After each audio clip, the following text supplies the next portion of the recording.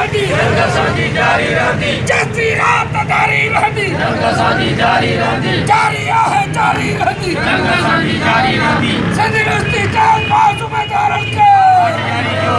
हक़ असांजो हक़ असांजो मेरठ जी लताड़ साईं असांजा मुतालबा आहिनि की असांजो PhD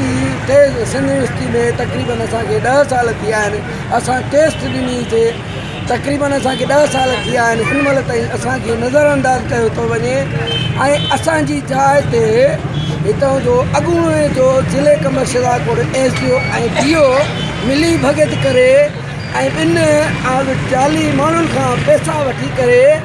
उन्हनि भर्तियूं कयूं आहिनि ऐं असांखे नज़रअंदाज़ कयो वञे असां मुतालबो था कयूं त असां पंहिंजो तालीम जे वज़ीर खां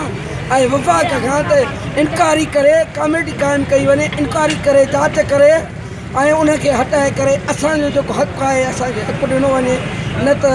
असां पंहिंजो कोटू मोटू चौक ते असांजो पंहिंजो एहतजाज जारी रहंदो जेतिरे ताईं असांखे हक़ु ॾिनो असांखे साईं अॼु 13हों ॾींहुं आहे असां मुसलसल सरापा एहतजाज में वेठा आहियूं असां पंहिंजे हक़ जे लाइ आवाज़ उठायो आहे हीअ हक़ु आहे असांजो असां इन जे लाइ हिते कोटू मोटू चौक ते वेठा आहियूं पर हितां जे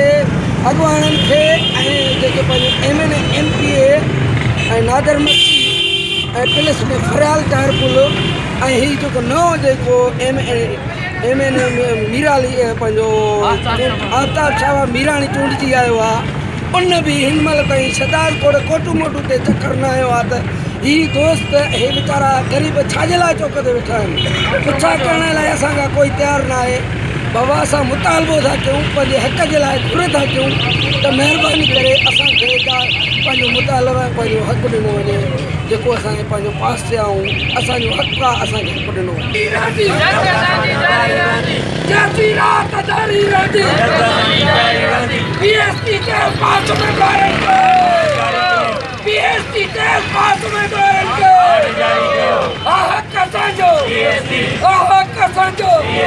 मेरठ जी लताड़